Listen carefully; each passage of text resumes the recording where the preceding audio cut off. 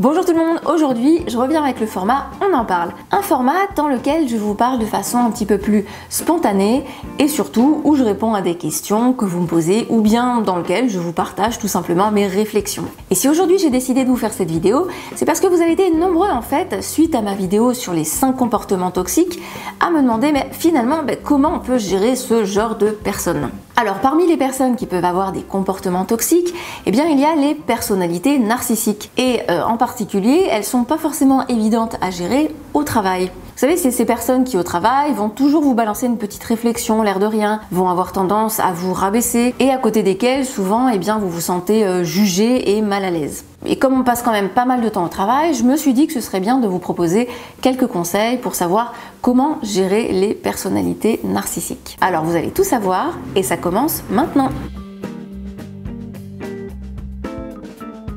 La première chose à savoir, c'est qu'il ne faut pas confondre les personnalités narcissiques avec d'autres personnes, comme par exemple les personnes égocentriques. Et oui, il y a une différence et c'est important de la faire parce que on ne va pas se comporter de la même manière avec une personne égocentrique qu'avec une personne narcissique. Alors la personne égocentrique, en fait, elle, on va dire qu'elle pense évidemment que le monde tourne autour d'elle, elle a besoin souvent d'être au centre de l'attention, elle aime bien attirer l'attention, du coup, voire elle peut être un petit peu dans une relation de séduction, sans forcément aller plus loin, mais elle pourrait avoir cette tendance-là. Elle peut être dans sa bulle parce qu'elle est auto-centrée, mais pour autant, elle va pas chercher forcément à vous balancer des pics et à vous mettre mal à l'aise. Alors que la personnalité narcissique, en plus de ne pas prendre en compte vos besoins, elle va surtout se sentir au-dessus de vous, elle va se sentir au-dessus des autres de manière générale et donc forcément eh bien, elle a une très haute estime d'elle-même. Elle pense d'ailleurs qu'elle a le droit à un traitement de faveur puisque c'est une personne exceptionnelle. Évidemment, elle part du principe que ses besoins et ses désirs passent avant ceux des autres. Et dans le milieu du travail, ça va se traduire par quoi? Eh bien, c'est quelqu'un qui va avoir tendance à ouvrir sa bouche, qui ne va pas du tout avoir peur d'aller au conflit et qui va donc facilement exprimer son point de vue, quitte à être un petit peu frontal. D'ailleurs, vous l'avez peut-être remarqué, c'est une personne qui souvent est peu appréciée par ses collègues ou sa hiérarchie, mais par contre qui est respectée de tous. C'est-à-dire que c'est quelqu'un qu'on va pas forcément aller titiller, aller embêter et qui, en règle générale, va plutôt réussir à obtenir ce qu'elle veut. Voilà dans les grandes lignes un petit peu ce qu'est la personnalité narcissique. Évidemment, si vous voulez en savoir plus, je vous renvoie à la vidéo que j'ai déjà faite sur le sujet et qui s'appelle Comment reconnaître une personnalité narcissique. Alors maintenant qu'on a bien identifié et distingué la personnalité narcissique des personnes égocentriques, on va maintenant voir comment gérer ce type de personnes.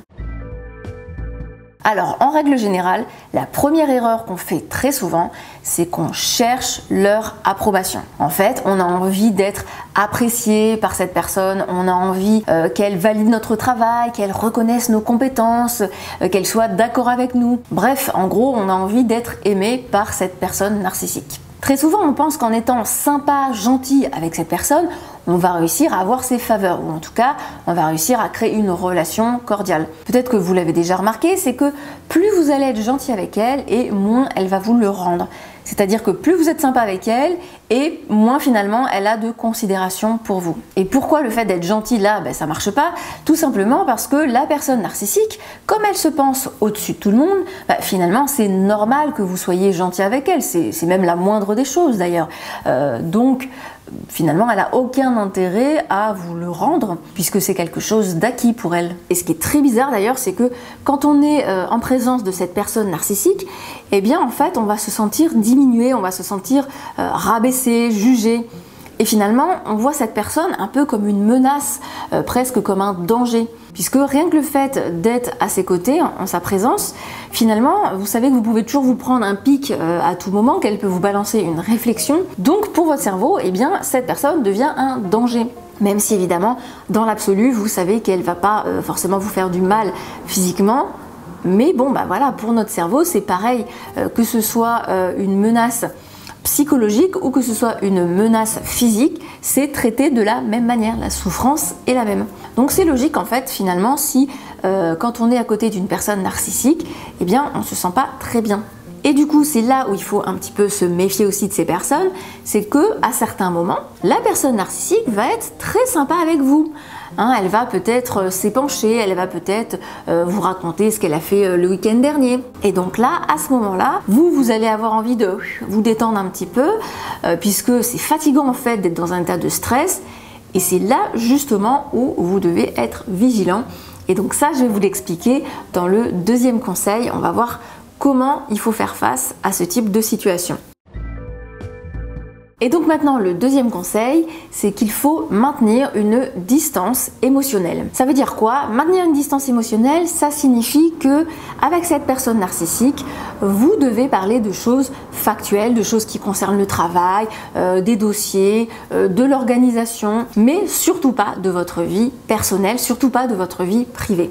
Pourquoi c'est important? Parce que si vous commencez à lui parler de ce que vous avez fait le week-end dernier, ou si vous lui parlez de vos états d'âme, que ce soit d'ailleurs positif ou négatif, eh bien vous allez créer un lien avec cette personne. Le souci, c'est que en créant ce lien, vous allez lui donner le pouvoir d'agir sur vous, le pouvoir de vous balancer des pics et des réflexions. Donc le but, ce n'est surtout pas de créer un lien avec cette personne, c'est de la maintenir à distance. Ça implique quoi? Eh bien, ça implique, comme je vous le disais, de rester sur des choses très neutres, très factuelles, de vous adresser à elle uniquement finalement quand vous en avez besoin pour le travail.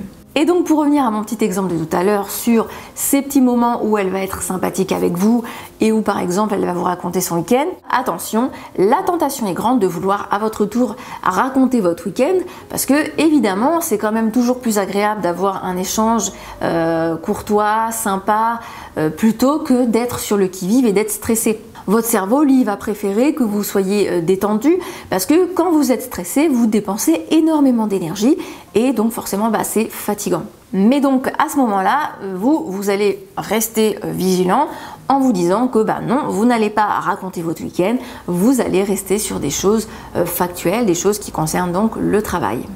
En sachant que ce n'est pas parce que cette personne de temps en temps va être sympa avec vous qu'il faut prendre ça pour acquis. Justement, en règle générale, vous allez vous prendre quelques jours après ou quelques heures après l'effet qui se coule, c'est-à-dire le revers, et vous n'allez pas comprendre, vous allez vous dire mais elle était si sympa hier, comment ça se fait aujourd'hui? Elle me dit à peine bonjour. Et donc c'est pour ça que c'est important de garder cette distance émotionnelle et aussi de bien comprendre que de toute façon, vous ne réussirez pas à avoir une relation saine avec une personne narcissique. Pourquoi? Eh bien tout simplement parce que déjà la personne narcissique, elle part du principe qu'elle est au-dessus de vous.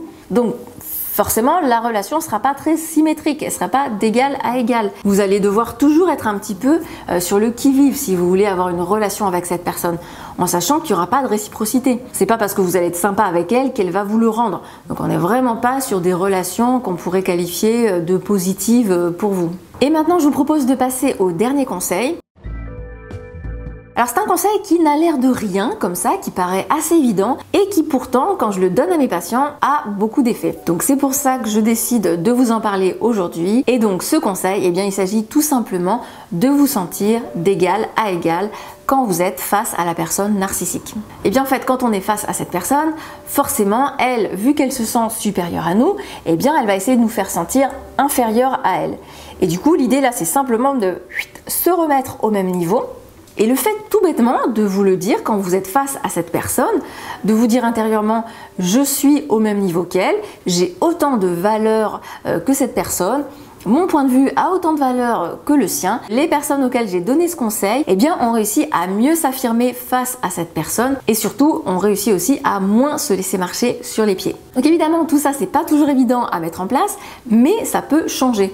Et la bonne nouvelle, c'est que ça peut changer très vite. Et ça, je l'ai déjà constaté à plusieurs reprises.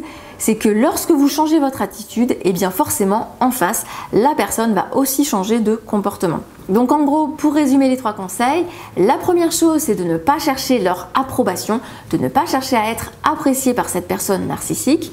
La deuxième chose, c'est de maintenir une distance émotionnelle, de parler uniquement de choses factuelles et de ne pas parler de votre vie privée.